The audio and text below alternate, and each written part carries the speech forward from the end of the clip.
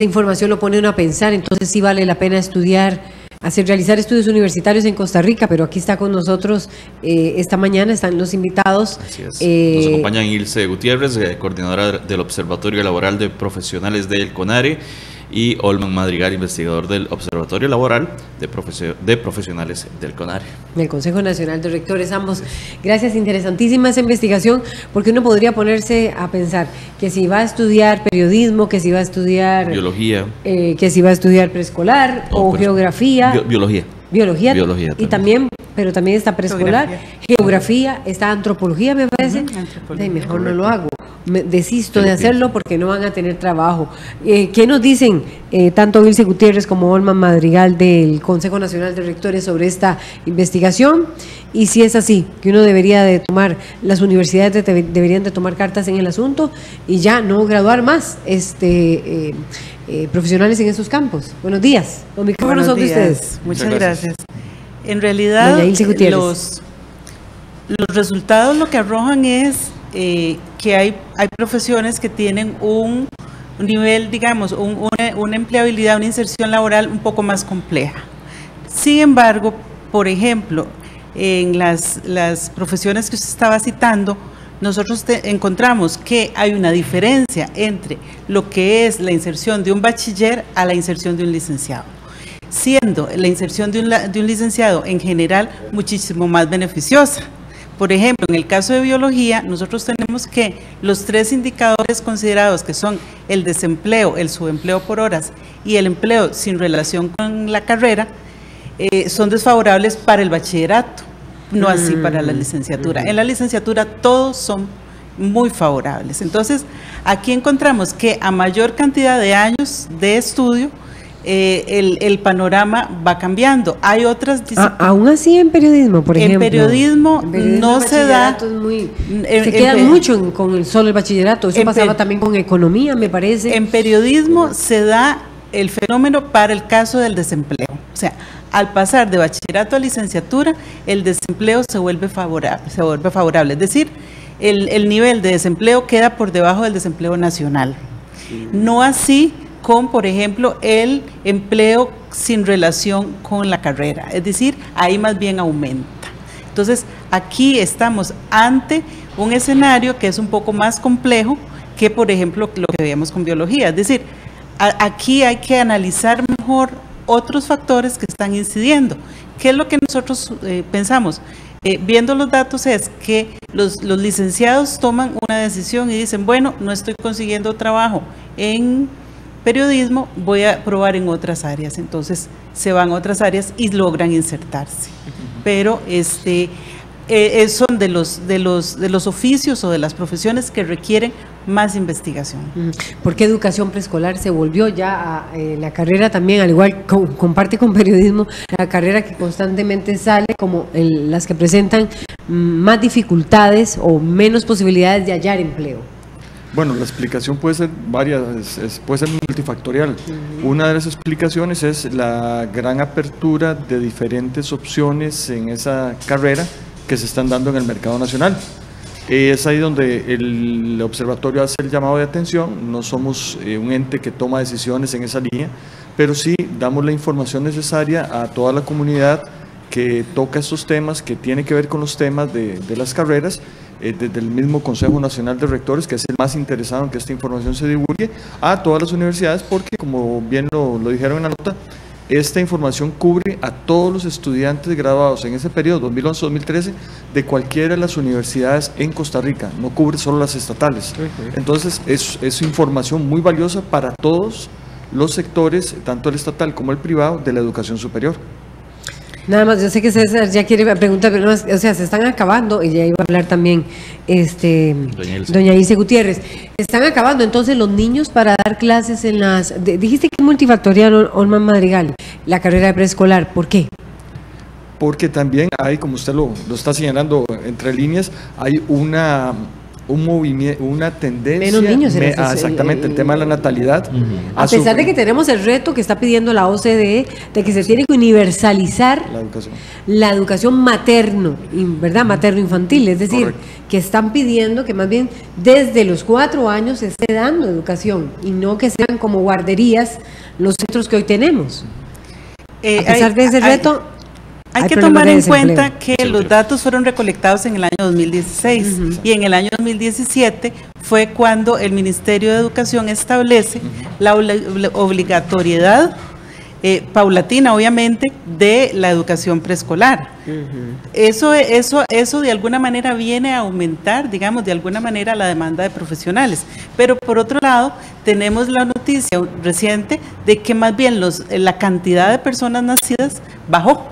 Es decir, el más bajo de América Latina tiene que estar. Además, entonces ahí hay, digamos, dos fuerzas contrarias. Por un lado, se universaliza, como decía usted, y entonces tenemos la expectativa de que va a aumentar la matrícula, pero por otro lado tenemos la disminución.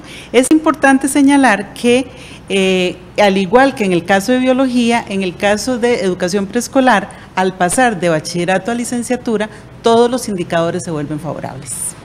Entonces, de alguna manera, sí ha habido algunas acciones en el país porque la cantidad de personas graduadas en preescolar ha venido disminuyendo. Y qué interesante, otra vez me le metí a César, pero bueno, es geografía y antropología. Siempre se ha dicho qué peligroso es, ¿verdad? Claro. En las ciencias sociales, que geografía y antropología sean carreras que se vayan a cerrar, y ya son pero muchos siempre años, aparecen. Y son muchos años en que se viene diciendo que ya son carreras donde hay poco espacio en el espacio laboral, pero bueno, se siguen dando. Sí. Es el caso del periodismo también. Hace cuántos años se viene diciendo que el periodismo está saturado. El tema acá, y esa era tal vez la pregunta que les iba a hacer a ustedes, ¿cómo persuadir, cómo decirle a las universidades, vean, estas carreras ya tienen mucho tiempo de estar saturadas, necesitamos que se invierta más en estas otras? ¿Cómo se hace? Porque por lo menos en las universidades privadas, en el caso de periodismo, que es el caso específico de esta carrera, siguen grabando muchísima gente todavía. Sí, pero notemos, como lo están apuntando, como están dando los datos, a mayor grado académico hay una mayor defensa contra el desempleo. Entonces, aquí la invitación es a que no desistamos de seguir estudiando. Primero, que haya complementos en los estudios, porque también el estudio arroja que el 84% de los graduados continúan estudios. Perdón, 64% continúan estudios. ¿Eso qué significa? Que se están dando cuenta de que quedarse solo con el grado que obtuvieron tal vez no les está garantizando acceder al mercado laboral en las condiciones que ellos requieren. Entonces, aquí hay un llamado a, bueno, primero continuar estudiando. Segundo, muchos están mezclando carreras. Entonces, ya no solo estudian un tema específico, sí, sea periodismo, que es el que están tomando ejemplo, sino que lo mezclan con otro, tal vez con que les ayude a tener una mayor capacidad y una mejor formación para poder incorporarse al mercado laboral. Pero eso es muy duro económicamente y muy duro también para un estudiante. Por ejemplo, una persona que está becada, ahora hablamos del dato de las becas, un porcentaje importante, pero por ejemplo una persona que está estudiando geografía o antropología, desde que yo era estudiante en la Universidad de Costa Rica se hablaba de que antropología tenía problemas, estamos hablando de la década de los 80s, es decir, pero no por eso puede uno desistir, o la Universidad de Costa Rica o la Universidad Nacional, de dar la carrera de antropología. ¿Qué es lo que está pasando, digamos, por ejemplo, con geografía y antropología? A eso hay que agregarle también el hecho de que, si bien es cierto, por ejemplo, volvamos a periodismo, en nivel general un 22% tienen problemas de desempleo. Si avanzamos hacia la licenciatura, vemos que eso cambia a un 9%. Y en ambos casos hay, por ejemplo, si es un 9%, hay un 91% de gente que sí está trabajando. Okay. Sí tenemos un indicador que es alto, que nos puede preocupar, pero la gran mayoría, la gente que se gradúa, sí está trabajando. Entonces, esa parte no podemos perder la perspectiva de que, si bien nosotros somos exigentes con nuestros indicadores de empleo y desempleo, hay la mayoría, en el caso que fueran 20%, un 80% sí estarían trabajando. Entonces, En el CONARE existe, digamos, la decisión de que una vez que se hacen los estudios de seguimiento de graduados, aquellas carreras que presentan condiciones más críticas, se les hace un estudio más a profundidad, más cualitativo. Entonces hay una división en CONARE que trabaja ese tema y logra profundizar y explicar muchas de estas cosas que un estudio por una encuesta nada más no puede revelar. Es decir, nosotros damos como voces de alerta y esas voces de alerta se ven después reflejadas en estudios más cualitativos, más detallados, se busca todos los actores, incluso los empleadores, por ejemplo, y con esto se logra complementar y tomar, digamos, o tener mayor cantidad de información para la toma de decisiones. El desempleo a nivel nacional es de 9,5. Estaba viendo terapia respiratoria como otra de esas carreras, pero además terapia respiratoria la están dando ahora muchas universidades privadas. Entonces, de allí la preocupación tal vez planteada también por César Barrantes es: no se deberían de sentar las universidades. Esto es un estudio del CONARE que integra a las estatales, no a las privadas, pero sí lo hicieron generalizado. Ustedes de manera información de las me parece privadas. muy elocuente, muy positiva, ¿verdad? Es decir, un análisis completo. Es decir, ustedes no deberían, las universidades privadas, digamos, acercarse o ¿verdad?, tomar acciones en ese sentido, porque ¿para qué entonces seguir dando una carrera que he visto que ha tomado mucho auge, la terapia respiratoria en las privadas, si no van a encontrar trabajo? No sé cómo está también el dato de terapia respiratoria, por ejemplo, de acuerdo con lo que ustedes decían ahora sobre, por ejemplo, antropología o sobre biología. Antropología, por ejemplo, 87 de cada 100 graduados laboraba meses después de graduado. Sin embargo, dice, el 23% de ellos no lo hacía en su disciplina y el 16,7% no trabajaba tiempo completo. Estamos hablando de un subempleo ahí interesante, ¿verdad? Para el caso de terapia respiratoria, el 33, muy altísimo. 13,33 es de desempleo, un 4,62 su empleo por horas y un 39,23 que están trabajando en algo que tiene poca o ninguna relación con lo que estudiaron. ¿39? Sí, 39%. En otras trabajando en otras que no son necesariamente la carrera que estudiaron o la formación que recibieron. Altísimo. Sí, tal vez me quería volver un momento a antropología y ¿cómo se llama? Geografía, que lo ha dicho, lo ha mencionado bastante. Es una decisión, digamos, de las partes de las universidades estatales, es un compromiso con la sociedad formar estudiantes en todos los campos del saber.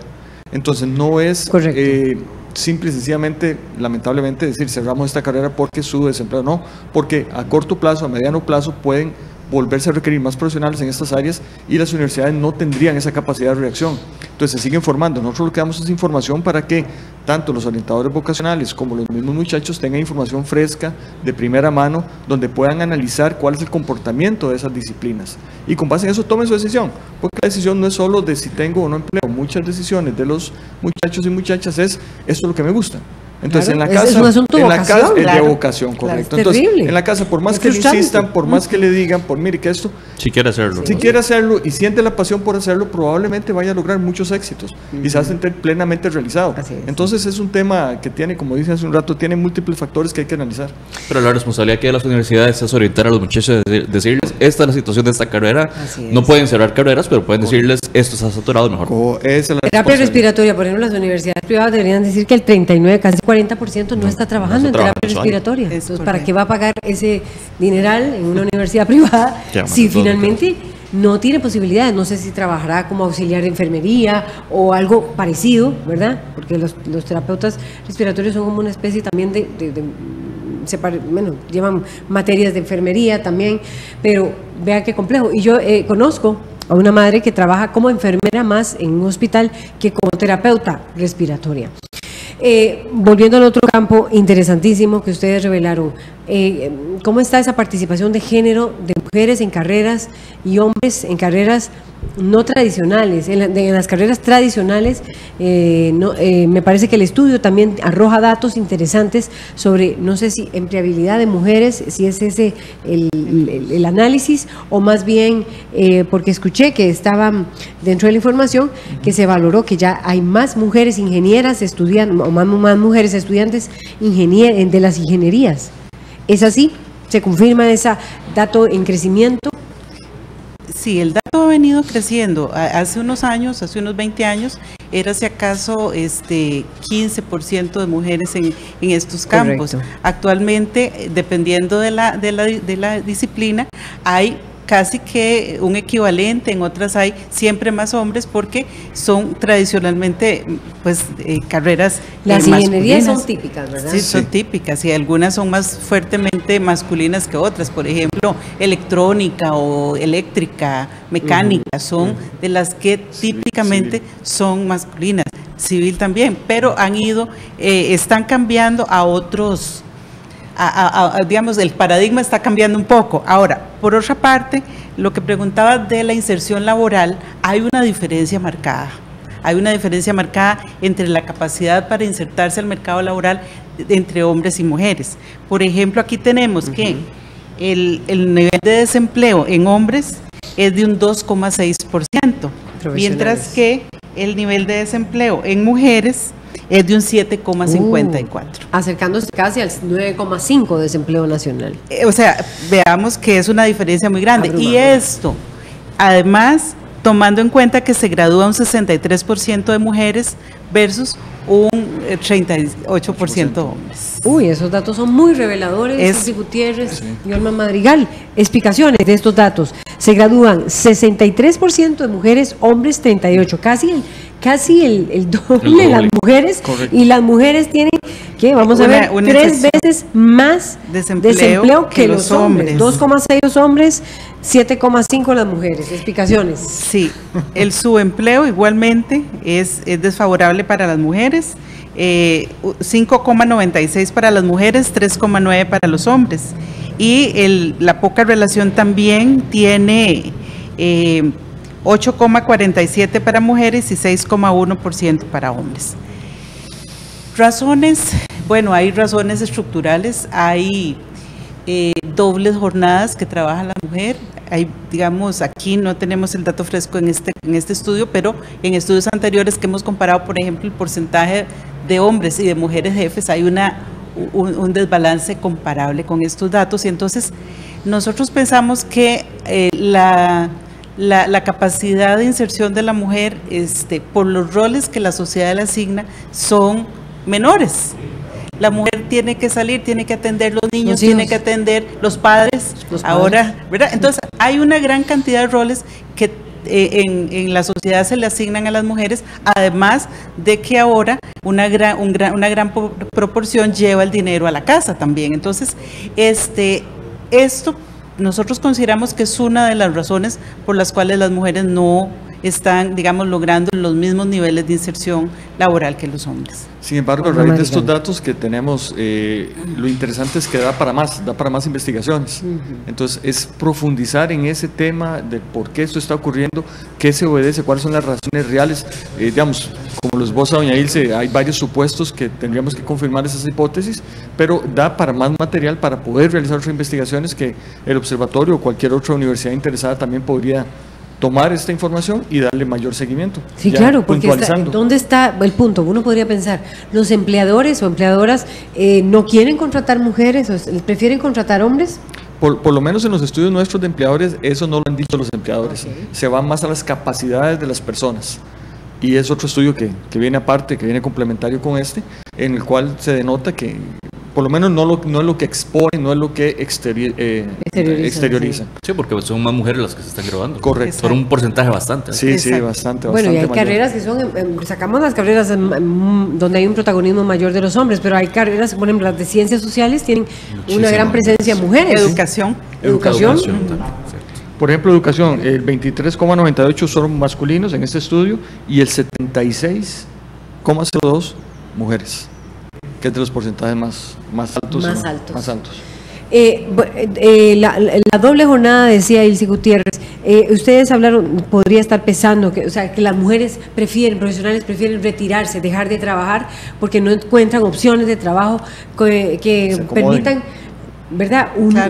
Hacer esa sinergia entre ser mamá, ser hija, tener la obligación de los padres y también trabajar en lo que les gusta y en lo que les realizan. Es correcto. Eso podría ser más a que los empleadores prefieran contratar más mujeres, más hombres que mujeres. Esa es una, y creemos que las tendencias están variando, porque con el tema del teletrabajo, tal vez en el otro estudio nos dicen otros resultados. Tal vez haya más presencia Tal vez haya más presencia, casualmente por los esquemas que están variando en las organizaciones. Entonces, eso le podría habilitar y la posibilidad de una mayor inserción de las mujeres al mercado laboral. Ustedes estaban hablando de las capacidades, Olman Madrigal. ¿A qué se refieren con ello? ¿Se investigó también en este estudio? Sí. Las competencias. Las competencias. ¿Qué significa eso?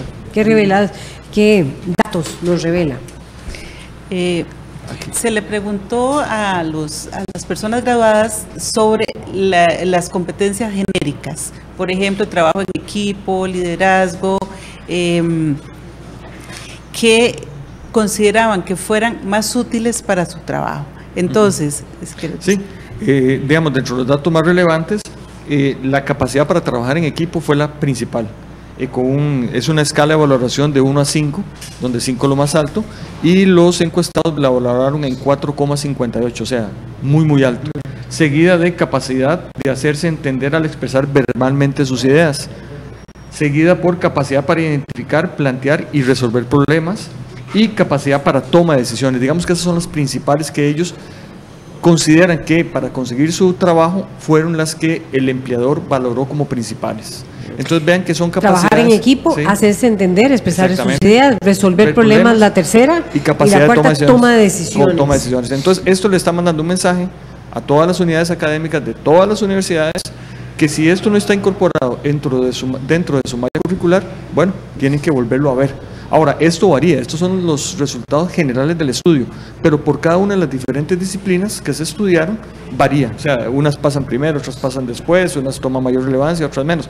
Pero en general, estas son las principales.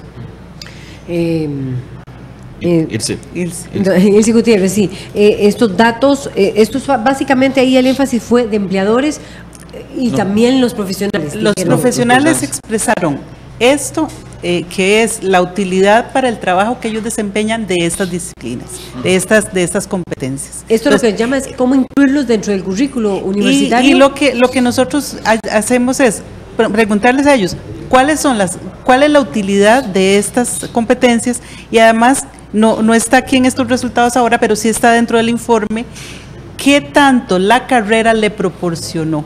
Eso le iba a preguntar. ¿Por qué? Porque esto, digamos, va más dirigido a las presentaciones que les hacemos a las unidades académicas. Siempre se hace una específica para unidades académicas, y ahí se les cuenta a ellos este contraste, esta brecha que llamamos nosotros, entre lo que ellos perciben como más útil y lo que ellos perciben como que recibieron. ¿Por qué? Porque al final de cuentas, este tipo de cosas pueden hacer una diferencia. En la contratación. En la posibilidad de empleo. Exactamente. Sí. Entonces vean que no es tanto el género de la persona, sino estas competencias las que podrían, insistimos, hay que hacer más investigación, pero insistimos, podrían estar haciendo la gran diferencia a la hora de que nos contraten o no nos contraten. Bueno, muchísimas gracias a Olman Madrigal y a Ilse Gutiérrez. Se nos acabó el tiempo. Tenemos que seguir con más información, pero está interesantísimo. Pero adelante, Olman Madrigal. Queremos dejar que a raíz de esta investigación se generó un sitio web que nos interesaría montones que lo visitaran, porque resume bastante información.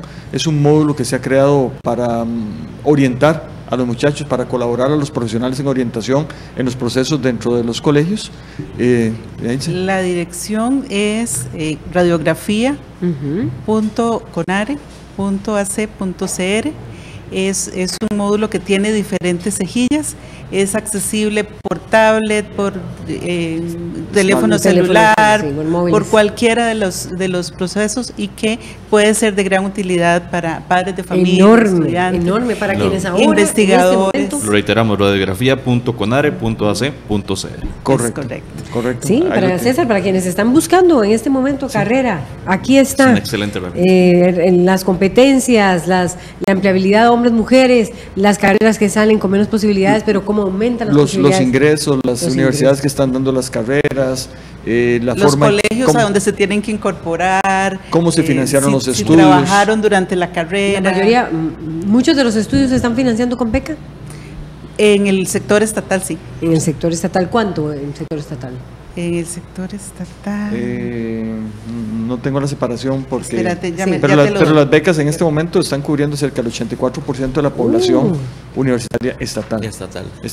Sí, es el sistema de becas están llegando a ese nivel de cobertura. Un esfuerzo que tendrían que estar haciendo también para nivelar la cancha, las universidades privadas, ¿verdad? De aportar. Bueno, 84% de universidades estatales aportando. En el caso de las universidades estatales, el financiamiento se combina entre lo familiar y la beca. La beca un 62%, el fondo, la familia un 56% y también un 51% con fondos de trabajo. Hay que recordar que estos porcentajes no suman 100 porque se combinan diferentes formas de financiar. Es decir, correcto. Pero la cobertura de beca es 84% de los estudiantes de las universidades estatales, que estamos hablando de cuántos estudiantes universidades estatales. 100,000 más. 100,000 estudiantes tienen un 84% de cobertura de beca. Interesantísimo. Diferentes tipos de becas. Diferentes, por supuesto. Por supuesto, no en beca 10 total, sino diferentes. Exactamente. Bueno, muchísimas gracias, Isis Gutiérrez y Olman Madrigal del Consejo Nacional de Rectores por ponernos en perspectiva este estudio. Ya venimos con otro de nuestros temas. Sí, es Nicaragua. Ya volvemos.